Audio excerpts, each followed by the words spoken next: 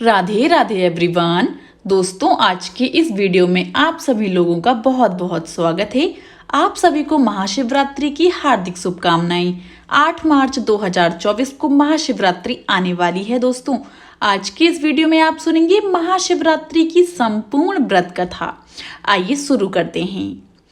एक बार पार्वती जी ने भगवान शिव शंकर से पूछा, ऐसा कौन सा श्रेष्ठ तथा सरल व्रत पूजन है जिससे मृत्यु लोक के प्राणी आपकी कृपा सहज ही प्राप्त कर लेते हैं।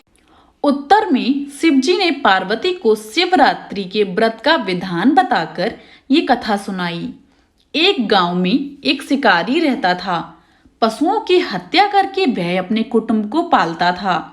वह एक साहूकार का ऋणी था, लेकिन उसका ऋण समय पर ना चुका सका। क्रोधवश साहूकार ने शिकारी को शिव मठ में बंदी बना लिया। संयोग से उस दिन शिवरात्रि थी। शिकारी ध्यान मग्न होकर शिव संबंधी धार्मिक बातें सुनता रहा। चतुर्दशी को उसने शिवरात्रि की कथा भी सुनी। संध्या होते ही साहूकार ने उसे अपने पास बुलाया और ऋण चुकाने के विषय में बात की। शिकारी अगले दिन सारा ऋण लौटा देने का वचन देकर बंधन से छूट गया। अपनी दिनचर्या की भांति वह जंगल में शिकार के लिए निकला, लेकिन दिन भर बंदी गृह में रहने के कारण भूख प्यास से बहुत व्याकुल था। शिकार करने के लिए वह एक तालाब के किनारे बेल वृक्ष पर पड़ाव बनाने लगा। बेल वृक्ष के नीचे शिवलिंग था, जो बिल्व पत्रों से ढका हुआ था। शिकारी को उसका पता न चला। पड़ाव बनाते समय उसने जो टहनियां तोड़ी वे संयोग से शिवलिंग पर गिरी। इस प्रकार दिन भर भूखे प्यासे शिकारी का व्रत भी हो गया और शिवलिंग पर बेलपत्र भी चढ़ गए। एक प्रहर रात्रि बीत जाने पर एक गर्भिणी मृगी तालाब पर पानी पीने पहुंची। शिकारी ने धनुष पर तीर चढ़ाकर ज्यों ही प्रतिज्ञा खींची। मृगी बोली, मैं गर्भिणी हूं, शीघ्र ही प्रसव करूंगी। तुम एक साथ 2 जीवों की हत्या करोगी, जो कि ठीक नहीं है। मैं अपने बच्चों को जन्म देकर शीघ्र ही तुम्हारे सामने प्रस्तुत हो जाऊंगी, तब तुम मुझे मार लेना। शिकारी ने प्रतिज्ञा ढीली कर दी और मृगी झाड़ियों में लुप्त हो गई। कुछ ही देर बाद एक मृगी उधर से निकली। शिकारी की प्रसन्नता का ठिकाना ना रहा। समीप आने पर उसने धनुष पर बाण चढ़ाया। तब उसे देख मृगी ने विनम्रता पूर्वक निवेदन किया, हे पारधी, मैं थोड़ी देर पहले ही ऋतु से निर्वर्त हुई हूँ। कामातुर गृहिणी हूँ, अपने प्रिय की खोज में भटक रही हूँ। मैं अपने पति से मिलकर शीघ्र ही तुम्हारे पास आ जाऊंगी। शिकारी ने उसे भी जाने दिया। 2 बार शिकार को खोकर उसका माथा ठनका। वह चिंता में पड़ गया। रात्रि का आखिरी पहर बीत रहा था, तभी एक अन्य मृगी अपने बच्चों के साथ उधर से निकली। शिकारी के लिए स्वर्णिम अवसर था। उसने धनुष पर तीर चढ़ाने में देर न लगाई। वह तीर छोड़ने ही वाला था कि मृगी बोली, हे पारधी, मैं इन बच्चों को पिता के हवाले करके लौट आऊंगी। इस समय मुझे मत मारो। शिकारी हंसा और बोला, सामने आए शिकार को छोड़ दूं मैं? ऐसा मूर्ख नहीं। इससे पहले मैं 2 बार अपना शिकार खो चुका हूं। मेरे बच्चे भूख प्यास से तड़फ रहे होंगे। उत्तर में मृगी ने फिर कहा, जैसे तुम्हें अपने बच्चों की ममता सता रही है, ठीक वैसे ही मुझे भी। इसलिए सिर्फ बच्चों के नाम पर मैं थोड़ी देर के लिए जीवन दान मांग रही हूँ तुमसे। हे पारधी, मेरा विश्वास करो, मैं इन्हें इनके पिता के पास छोड़कर तुरंत लौटने की प्रतिज्ञा तुमसे करती हूँ। मृगी का दीन स्वर सुनकर शिकारी को उस पर दया आ गई। उसने उस मृगी को भी जाने दिया। शिकार के अभाव में बेल वृक्ष पर बैठा शिकारी बेलपत्र तोड़ तोड़ कर नीचे फेंकता जा रहा था। पौ फटने को हुई तो एक हष्ट पुष्ट मृग उसी रास्ते पर आया। शिकारी ने सोच लिया कि इसका शिकार वह अवश्य करेगा। शिकारी की तनी प्रतिज्ञा देखकर मृग विनीत स्वर में बोला, हे पारधी भैया, यदि तुमने मुझसे पूर्व आने वाली 3 मृगियों तथा छोटे छोटे बच्चों को मार डाला है, तो मुझे भी मारने में विलंब ना करो, ताकि उनके वियोग में मुझे एक क्षण दुख भी ना सहना पड़े।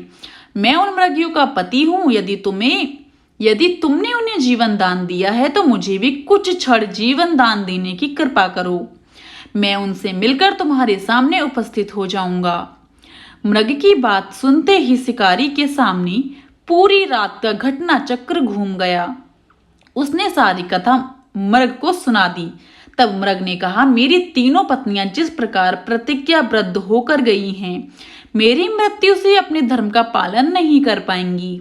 अतः जैसे तुमने उन्हें विश्वास पात्र मानकर छोड़ा है, वैसे ही मुझे भी जाने दो। मैं उन सब के साथ तुम्हारे सामने शीघ्र ही उपस्थित होता हूँ। उपवास, रात्रि जागरण तथा शिवलिंग पर बेलपत्र चढ़ाने से शिकारी का हिंसक हृदय निर्मल हो गया था। उसमें भगवत शक्ति का वास हो गया था। धनुष तथा बाण उसके हाथ से ही सहज ही छूट गए। भगवान शिव की अनुकंपा से उसका हिंसक हृदय करुणिक भावों से भर गया। वह अपने अतीत के कर्मों को याद करके पश्चाताप की ज्वाला में जलने लगा। थोड़ी ही देर बाद मृग सब परिवार शिकारी के समक्ष उपस्थित हो गया ताकि वह उनका शिकार कर सके, किंतु जंगली पशुओं की ऐसी सत्यता, सात्विकता एवं सामूहिक प्रेम भावना देखकर शिकारी को बड़ी ग्लानि हुई। उसके नेत्रों से आंसुओं की झड़ी लग गई। उस मृग परिवार को न मारकर शिकारी ने अपने कठोर हृदय को जीव हिंसा से हटा सदा के लिए कोमल एवं दयालु बना लिया। देवलोक से समस्त देव समाज भी इस घटना को देख रहे थे। घटना की परिणति होते ही देवी देवताओं ने पुष्प वर्षा की। तब शिकारी तथा मृग परिवार मोक्ष को प्राप्त हुए। दोस्तों, यहीं पर समाप्त होती है हमारी महाशिवरात्रि की पौराणिक व्रत कथा कहानी। आइए दोस्तों, अब मैं आपको बताऊंगी महाशिवरात्रि की सरल पूजा विधि। महाशिवरात्रि के दिन सुबह जल्दी उठकर स्नान आदि से निर्वर्त यानी फ्री होकर स्वच्छ वस्त्र को धारण कर लें और व्रत का संकल्प लें। इस दिन शिव मंदिर में जाएं। पूजा में पान, रोली, चंदन, सुपारी, पंचामृत, बेलपत्र, धतूरा, धूप बत्ती, दीपक, फल फूल आदि भगवान शिव जी को अर्पित करें। इसके बाद भगवान शिव को भोग लगाएं और चंदन अर्पित करें। इस दौरान ओम नमः शिवाय मंत्र का जाप करते रहें। रात्रि के चारों प्रहरों में भगवान शंकर की पूजा अर्चना करें। इसके बाद महाशिवरात्रि व्रत कथा का पाठ करें। रात्रि के प्रथम प्रहार में दूध, दूसरे प्रहार में दही, तीसरे प्रहार में घी और चौथे प्रहार में शहद से अभिषेक करें। दिन में फलाहार करें और रात्रि में उपवास रखें। दोस्तों, ये थी हमारी महाशिवरात्रि की सरल पूजा विधि। आइए दोस्तों, अब जानते हैं महाशिवरात्रि की पूजन सामग्री क्या क्या हैं। हमें चाहिए होगा बेलपत्र, गाय का दूध, गंगा जल, मदार के फूल, धतूरा, भांग, सफेद फूल, पान के पत्ती, सुपारी, जनेऊ, चावल, शक्कर, सफेद बूरा, शहद, इलायची, लौंग, 5 प्रकार के फल, फूल और फूलों की माला चाहिए होगी, समी के पत्ते, केसर, इत्र, सफेद चंदन, पूजा के लिए आसन, 5 प्रकार की मिठाई, गन्ने का रस। दोस्तों, यही सामग्रियां हमें महाशिवरात्रि के पूजन के लिए चाहिए होंगी। आइए अब आपको बताते हैं महाशिवरात्रि का महत्व क्या है। महाशिवरात्रि आध्यात्मिक पथ पर चलने वाले साधकों के लिए बहुत महत्व रखती है। यह उनके लिए भी महत्वपूर्ण है जो पारिवारिक परिस्थितियों में हैं और संसार की महत्वाकांक्षाओं में मग्न हैं। पारिवारिक परिस्थितियों में मग्न लोग महाशिवरात्रि को शिव के विवाह के उत्सव की तरह मनाते हैं।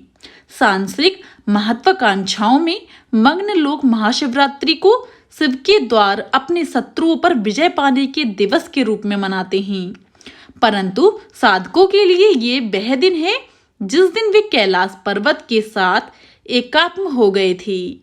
वे एक पर्वत की भांति स्थिर व निश्चल हो गए थे। यौगिक परंपरा में शिव को किसी देवता की तरह नहीं पूजा जाता। उन्हें आदि गुरु माना जाता है। पहले गुरु जिनसे ज्ञान उपजा, ध्यान की अनेक सहस्त्र शब्दियों के पश्चात एक दिन वे पूर्ण रूप से स्थिर हो गए। वही दिन महाशिवरात्रि का था। उनके भीतर की सारी गतिविधियां शांत हुईं और वे पूरी तरह से स्थिर हुए। इसलिए साधक महाशिवरात्रि को स्थिरता की रात्रि के रूप में मनाते हैं दोस्तों अगर आपको आज की ये वीडियो पसंद आई हो तो जाने से पहले मेरे चैनल को लाइक शेयर एंड सब्सक्राइब करना बिल्कुल भी ना भूलें and also press the bell icon ताकि मेरी कोई भी वीडियो आए आप सभी को नोटिफिकेशन तुरंत मिल जाए। आप सभी को महाशिवरात्रि की हार्दिक शुभकामनाएं। राधे राधे एवरीवन।